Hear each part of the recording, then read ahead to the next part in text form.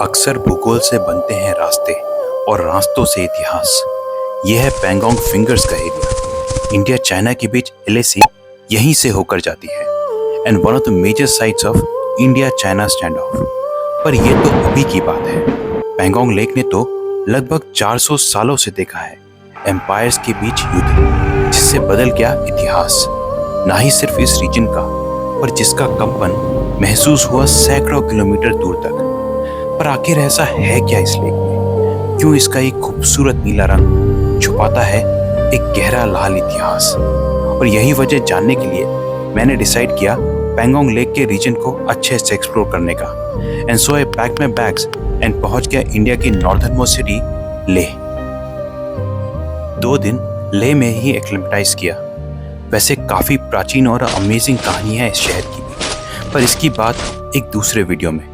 Anyways 2 दिन यहाँ की साइट सीइंग की और उसके बाद निकल पड़ा पैंगोंग लेक की तरफ, जो पड़ती है ईस्ट लद्दाख के चांगथांग प्लेट्यू में, जो है दुनिया का सबसे हाई ऑल्टीट्यूड प्लेट्यू एंड जिसका ज्यादा भाग तो तिब्बत में है, पर लद्दाख में भी एक सिग्निफिकेंट पोर्शन पड़ता है।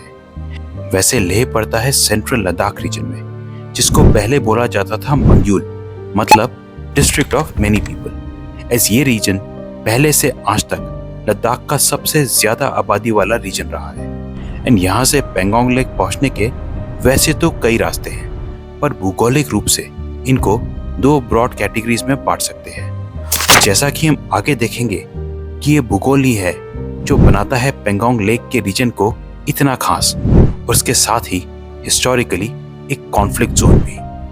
तो ईस्ट लद्दाख की तरफ एक रास्ता तो जाता है इंडस रिवर वैली के लॉन्ग, जिस रीजन को लद्दाखी में बोला जाता है रोंग, और बाकी रास्ते जाते हैं लेह के नॉर्थ में लद्दाख रेंज को क्रॉस करके, जिसके लिए इस रेंज में है कई हाई मोटरेबल पासेस। और जो 2 पासेस पैंगोंग लेक पहुंचने के लिए सबसे छोटे रास्ते बनाते हैं वो है केला और चांगला, जो मैंने भी लेने का डिसाइड किया। लेह के अलावा हमारे पैंगोंग के इस रास्ते पर लेह से 20 मिनट दूर लद्दाख की ओल्डेस्ट कैपिटल ऑन रिकॉर्ड शे भी पड़ती है, और ये रास्ता तिब्बत से एक बहुत इंपॉर्टेंट व्यापार और रिलीजियस रूट पर पड़ता था। एंड तभी शायद यहाँ लद्दाख की कुछ सबसे बड़ी और खूबसूरत मोनेस्ट्रीज भी देखने को मिलती हैं, जैसे एक हनीकॉम्ब हिल पर लोकेटेड थिक्से मोनेस्ट्री, जो देखने में लगती है लासा के पोटाला पैलेस जैसी, एंड जहाँ है सेंट्रल लद्दाख में बुद्ध की सबसे बड़ी प्रतिमा in the form of Maitreya Buddha, Matho और स्तकना, जहाँ से मेरी ओपिनियन में इस सेंट्रल लद्दाख रीजन के सबसे खूबसूरत व्यूज मिलते हैं। एंड जिसके बाद हम पहुँचते हैं कारु के एक इम्पोर्टेंट गाँव। इम्पोर्टेंट इसलिए क्योंकि इसके आगे सेंट्रल लद्दाख रीजन संकरा होने लगता है, इस ये जगह 3 रास्तों के जंक्शन पर पड़ती है। पहला तो यहाँ आकर मिलता है लेह मनाली हाईवे, जो मोटरेबल बनने के कई 100 साल पहले से पंजाब और हिमाचल से ट्रेड के लिए इस्तेमाल किया जाता रहा है। और यहीं से एक रास्ता जाता है लद्दाख की सबसे बड़ी मोनेस्ट्री ऑफ हेमिस। एंड तीसरा रास्ता जो जाता है लद्दाख रेंज की तरफ to a destination of Pangong lake. तो इसके आगे हम काफ़ी तेज़ी से ऑल्टीट्यूड गेन करना स्टार्ट करते हैं। इस रास्ते में आती है चेमरे की खूबसूरत मोनेस्ट्री और शक्ति विलेज, जहाँ एक तो है टकटॉक गोम्पा और दूसरा यहाँ से हमारी पैंगोंग रोड से एक रास्ता अलग होता है टुवर्ड्स वरीला माउंटेन पास, जिसको लेकर हम पहुँच सकते हैं टू नॉर्थ लद्दाख। पर हम चले पैंगोंग रोड पर आगे एंड क्रॉस किया चांगला के फुटहिल्स पर आखिरी मेजर पॉइंट ऑफ सिंगराल। तो चांगला से करीब 3 किलोमीटर दूर होंगे। ये सामने है छोटी सी lake, and that is the road we have taken to Changla. Beautiful valley and here hills.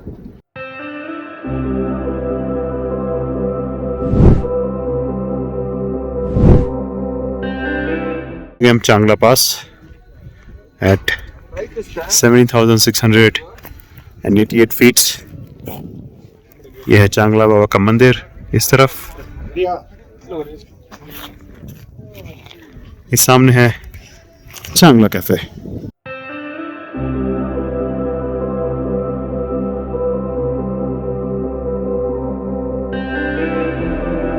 चांगला से नीचे उतरते ही आती है छोटी पर खूबसूरत सोलतक लेक। तो चांगला से उतरते ही आती है खूबसूरत लेक, एक green patch in otherwise barren land, सामने कुछ याक्स लुकिंग सो ब्यूटीफुल। वहाँ पे कहीं चांगला है जहाँ से हम आए थे।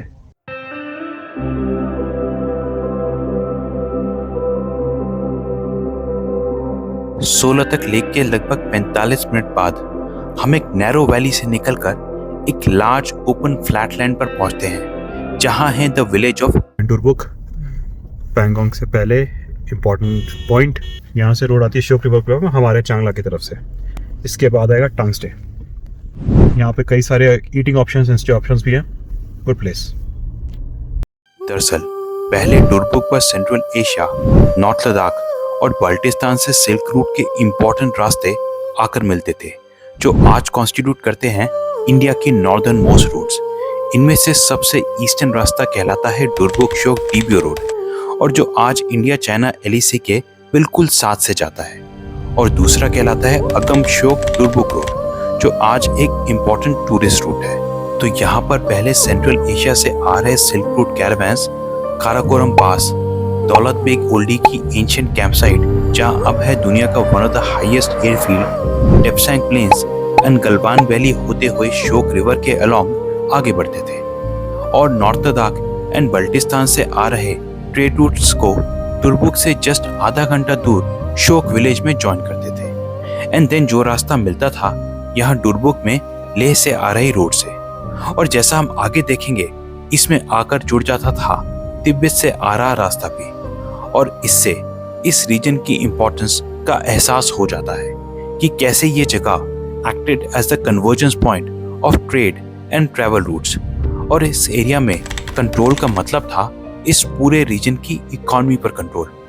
और इसके अलावा एक और बहुत इंपॉर्टेंस है इस रीजन की, जो हम अभी आगे समझेंगे।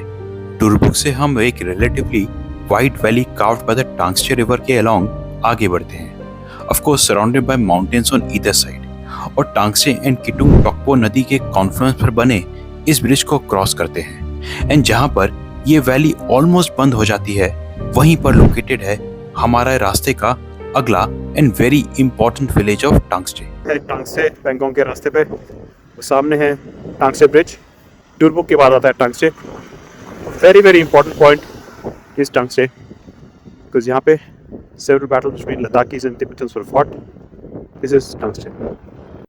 वैसे टांगस्टे के जस्ट पीछे ही लोकेटेड है एक 6000 मीटर से ऊंची पीक, एंड यहाँ से एक और रोड जाती है अलोंग द किटुंग टोक्पो रिवर, जिस पर अभी हम थोड़ी देर में आएंगे। दरअसल इस जगह की भूगोलिक इंपॉर्टेंस जो हमने अभी थोड़ी देर पहले ही देखी थी की वजह से ही यहाँ पर लड़ी गई थी लद्दाखीज एंड तिब्बतन्स के बीच 1679 में पहली लड़ाई, जिसमें जीते तिब्बतन्स, और पेंगोंग लेक का ये रीजन एंड लगभग आधा सेंट्रल लद्दाख इंक्लूडिंग लेह आ गया उनके अंडर। बाद में मुगलों की मदद से लद्दाखीज ने तिब्बतन्स को यहाँ पर हराया, और एक पीस डील हुई उनके बीच, जिसमें Pangong lake and other parts of east Ladakh में बॉर्डर डिवीजन हुआ, जो हम आगे देखेंगे, apart from other places and other clauses. वैसे Mughal support to Ladakhis came at a huge cost, and जिससे पता चलता है इस जगह का दूसरा महत्व, जो था कंप्लीटली आर्थिक। दरअसल तिब्बत के अलावा यही वो एक रीजन है जहां पश्मीना वुल प्रोड्यूसिंग गोड्स पाई जाती हैं, जो Indian plains and central Asia में एक बहुत ल्यूक्रेटिव ट्रेड आइटम भी थी, आज भी है। एंड सो मुगल्स ने इन ल्यू ऑफ द सपोर्ट इस पर अपनी मोनोपोली कायम करी, जिससे लद्दाख का सारा पश्मीना रॉ वुल कश्मीर के रास्ते मुगल एम्पायर में जाया करता था। ये grasslands so beautiful, horses, small water channel, beautiful nice looking place. Tangtse से आगे ये वैली एक बार फिर खुलती है with mountain peaks on either side, और पूरा एरिया है खूबसूरत लश ग्रासलैंड से भरपूर। एंड यहाँ से करीब 20 किलोमीटर आगे आता है हमारा एक स्टॉप ओवर पॉइंट ऑफ मुगलिब। सो टांगस्टे से आगे पैंगोंग से करीब 25 किलोमीटर दूर है खूबसूरत जगह, small soothing river stream flowing. वहाँ पे ऊंचे ऊंचे पहाड़, कुछ पहाड़ों पे अभी बर्फ, फैबुलस रोड, ग्रीन ग्रासलैंड्स, सामने कुछ शीप्स हैं, a dhaba point. Fabulous place. मुगलिब से आगे ये टेरेन काफी स्टोनी हो जाता है with intermittent green patches.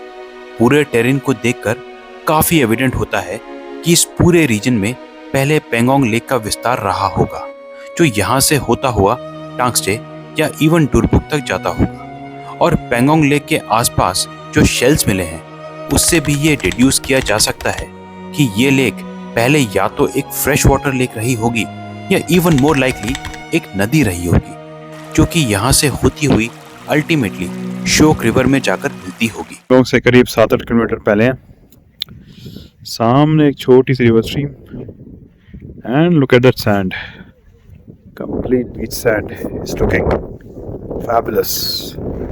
Murgus Mountains as usual, beautiful. वैसे पेंगोंग लेक का लिटरल मतलब होता है lake of the great hollow, and इस लेक में पानी आता है from rains, melting of snow from the surrounding hills and कुछ स्मॉल रिवर्स जो इसमें आकर गिरती है। पर सिंस अब इस लेक का कोई आउटलेट चैनल नहीं है, तो ये लेक वाटर लूज करती है मेनली थ्रू इवेपोरेशन। इससे पानी तो चला जाता है पर बच जाता है salt, making this lake over the thousands of years a salt water lake. Muglib से थोड़ा आगे आता है एक माउंटेन पास सुरतोकला, जहां से हमें पहली बार दिखाई देती है First look of the Pangong Lake from here. सुरतोकला क्रॉस करने के करीब 2 किलोमीटर बाद आता है इस लेक का स्टार्टिंग पॉइंट सुरतोक, जहां से एक रोड जाती है अलोंग द फर्स्ट रिवर जो इस लेक में आकर गिरती है लुंगपा नागपो और मूव करती है along the eastern side of the lake till LAC with China, and जिस पर आता है इस लेक का पहला गांव लुकुंगबी। हम मीनवाइल स्टार्ट करते हैं one of the most incredible drives along this beautiful lake. ये ड्राइव होती है इस लेक की वेस्ट साइड पर, जहां काफी समतल भूमि है unlike on the eastern side of the lake, और इसीलिए इस साइड पर ही इस लेक के ज्यादातर गांव भी पड़ते हैं जो हमारे रास्ते पर स्पामिक के विलेज से आना शुरू हो जाते हैं, एंड जिनमें से मन गांव को पार करने के बाद आता है हमारा भी आज का स्टॉप ओवर पॉइंट, जहां पहुंचकर we call it a day. Beautiful mornings in Pangong. कल पूरी रात यहाँ बारिश होती रही, अभी भी क्लाउडी है in fact. Those cloud covers over the mountains are looking very beautiful. And ये थे camps where we stayed last night in Pangong.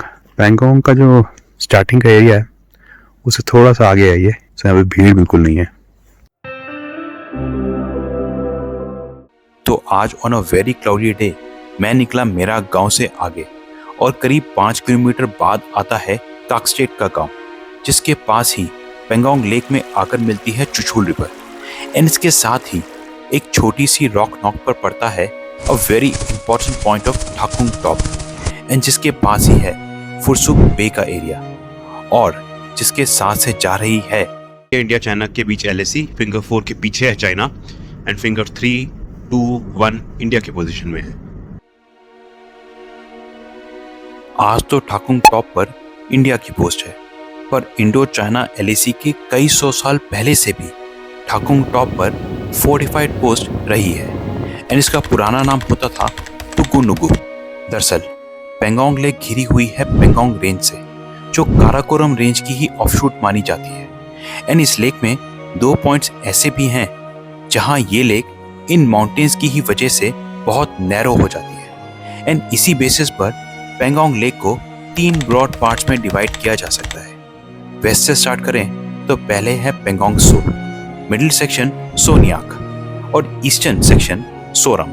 इस लेक की वेस्टर्न साइड जो इंडिया के पास है इज स्पेशली वेरी सॉल्टी, इतनी कि ये पार्ट इवन एल्गी से भी लार्जली फ्री है, जबकि इसकी ईस्टर्न साइड जो चाइना के पास है is less salty and so has decent vegetation. Hills का ऑल्टीट्यूड वेस्टर्न साइड में ज्यादा है compare to the eastern side. Phursuk bay से ये लेक काफी ड्रामेटिकली ईस्ट की तरफ घूमती है, एंड यहाँ से लेक का सेक्शन स्पेशली बहुत माउंटेनियस है, और इसीलिए यहाँ हार्डली एनी विलेजेस पड़ते हैं। पर इसके नॉर्थ बैंक्स पर यहाँ 2 छोटे प्लेन्स पड़ते हैं, सिरिजाप जहाँ पेंगोंग फिंगर 8 खत्म होती है, और इसके ईस्ट में है ऑट प्लेन्स जहाँ है पुराना खुरनैक फोर्ट का एरिया, एंड यहीं पर पेंगोंग लेक का पहला नैरोएस्ट सेक्शन भी पड़ता है, जिसके बाद लेक का दूसरा सेक्शन सोनियाक स्टार्ट हो जाता है। और फुरसुक बे से ही यहाँ तक 1846 में ब्रिटिश ऑफिसर हेनरी स्ट्रैची ने उस समय के कश्मीर महाराजा गुलाब सिंह एम्पायर और तिब्बत के बीच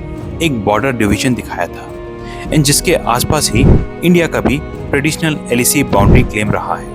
ब्रॉडली स्पीकिंग, इंडिया के अकॉर्डिंग सोनियाक एंड सोरम चाइना के पास and largely Pangong Tso India के पास। पर 1962 की वॉर के बाद ये बाउंड्री फुरसुक बे तक आ गई है। वैसे पेंगोंग लेक के नॉर्थ में ही पड़ती है खूबसूरत चैंग चेनमो वैली, एंड जहां right on the current LAC है Gogra hot springs, again a flash point between India and China. Interestingly 1951 में पीपल्स रिपब्लिक ऑफ चाइना द्वारा ही पब्लिश्ड एटलस ऑफ चाइना के मैप में भी उस समय की इंडियन बाउंड्री को ही दिखाया गया है। वैसे ये पेंगोंग लेक के अराउंड फ्लैट प्लेन्स बने हैं due to the deposition of alluvial sand and subsidence of Pangong lake waters over the years. और अगर ये ट्रेंड कंटिन्यू रहा तो ये लाइकली है कि ये लेक अल्टीमेटली 2 से 3 पार्ट्स में पूरी तरह डिवाइड हो जाएगी। 1841 में लद्दाख और गिलगित बाल्टिस्तान पर आधिपत्य जमाने के बाद जोरावर सिंह ने तिब्बत में 3 रास्तों से इन्वेड किया था। पहला रुपशू प्लेन्स के थ्रू, दूसरा वियडेमचौक जो हम बाद में देखेंगे, और तीसरा यही पेंगोंग लेक के अलाउ, जहां इस लेक के ईस्टर्न सेक्शन में पड़ती है तिब्बत की रूटोक डिस्ट्रिक्ट। एंड अल्टीमेटली थोड़े समय तक यहाँ से कैलाश पर्वत, मानसरोवर और टकलाकोट के रीजन को डोगरा एम्पायर में इंटीग्रेट भी किया था। पर सर्दियों में डोगरास की सप्लाई लाइन इतनी एक्सटेंड हो गई थी कि वो इसको ज्यादा टाइम तक होल्ड नहीं कर पाए एंड सीवियरली आउटनंबर्ड। वहीं पर एक बैटल में जोरावर सिंह अटेन्ड वीरगति and Dogras had to fall back without their legendary general. ऐसा लग रहा था कि पूरे लद्दाख पर तिब्बतन आर्मी का कब्जा हो जाएगा। तिब्बतन आर्मी ने भी शायद यही सोचा होगा, पर सून डोगरास की रीइंफोर्समेंट्स पहुंची और तिब्बतन आर्मी ने यहीं पेंगोंग लेक के पास कैंप किया, चुशूल के फ्लैट ग्राउंड्स पर, जहां ठाकुंग से हमारी रोड भी घूमती है और मैं भी पहुंचता हूं। यहीं पर आकर मिलती है वो टांगचे से किटुंग टॉकपो से आ रही रोड भी, और एक और रोड जो आती है लद्दाख की ब्यूटीफुल सोमोरिरी लेक से विया कक्सांगला माउंटेन पास, एंड जो रास्ता अल्टीमेटली स्पीति को पेंगोंग लेक से जोड़ता है विया परांगला माउंटेन पास भी यहाँ मिलता है। अगेन काफी आइडियल कैंपिंग ग्राउंड था पेंगोंग लेक के पास चुशूल का ये area for an army to defend against any Dogra attack. और यहीं पर लड़ी गई 1842 में तिब्बतियंस एंड डोगरास के बीच आखिरी बैटल, जिसमें डोगरास वन, एंड फिर एक पीस डील हुई दोनों के बीच, जिसमें पेंगोंग लेक के अराउंड बॉर्डर डिवीजन हुआ apart from other places and other clauses, and जो कुछ ही साल बाद हेनरी स्ट्रैची ने रिकॉर्ड किया था अपनी पेंगोंग लेक विजिट में। आज चुशूल इस रीजन का सबसे बड़ा विलेज है, जहां है ये चुशूल वॉर मेमोरियल, एंड यहीं से बह रही चुशूल नदी पेंगोंग लेक में गिरती है। चुशूल के साथ ही पड़ता है ये स्पेंगूर गैप का फ्लैट सा रीजन, जहां से शुरू होती है the very venerable Kailash range, जो यहाँ से होते हुए लगभग मानसरोवर तक जाती है, एंड जिसमें पड़ता है कैलाश पर्वत। ऑल्सो पेंगोंग लेक से आ रही एलएसी भी स्पेंगूर गैप होते हुए ही जाती है। तो 1962 की लड़ाई के बाद ये सामने की पहाड़ियाँ चाइना के पास है, जो यहाँ से सिर्फ 500 मीटर ही दूर होंगी। And also there is a lake here called Spanggur so, जो इन पहाड़ियों के पीछे है with China after 1962 war. Spanggur gap के बाद आया रेजांगला वॉर मेमोरियल। ये वॉर मेमोरियल बनाया गया है उन सोल्जर्स की याद में who in 1962 war with China fought literally till the last man and the last bullet, और यही है पेंगोंग एरिया में लड़ी गई तीसरी मेजर बैटल। ये सामने ये अहिर धाम 1962 की वॉर में 114 सोल्जर्स डाइड डिफेंडिंग रेजांगला, उनकी याद में बनाया हुआ। यहाँ पे 13 सोल्जर्स वर क्रिमेटेड। इस तरह का एक कैफेटेरिया शॉट सा, एंड सामने है रेजांगला म्यूजियम। दरअसल ये एरिया पेंगोंग लेक के साउथ में पड़ता है एंड रिलेटिवली फ्लैट है, एंड जैसा हमने देखा लोकेटेड है लद्दाख के 5 रास्तों के कन्वर्जेंस पॉइंट पर। तो 1962 वॉर में इस रीजन पर चाइना के कंट्रोल का मतलब होता इन सब रास्तों पर उसका कंट्रोल। लेकिन यहीं पर यह कैलाश रेंज की पहाड़ियां इस रीजन को एक नेचुरल डिफेंस भी देती है, जिसके लिए इस रीजन में हैं कई high mountain passes including that of Rezang La. And इस क्रिटिकल पास को डिफेंड करते हुए 1962 की इंडिया चाइना वॉर में हेवीली आउटनंबर्ड एंड आउटगन्ड 120 में से 114 brave Indian soldiers were martyred. ये मेमोरियल बना हुआ है ठीक रेजांगला के सामने। 400 साल बीत गए, लेकिन आज भी पेंगोंग की ये खूबसूरत लेक बनी हुई है battle ground, this time between 2 major powers of the world. क्योंकि कुछ जगह भूगोल के ऐसे रास्तों पर होती हैं जहां कॉन्फ्लिक्ट्स आर इनएविटेबल, एंड इन्हीं कॉन्फ्लिक्ट से आगे जाकर बनता है इतिहास।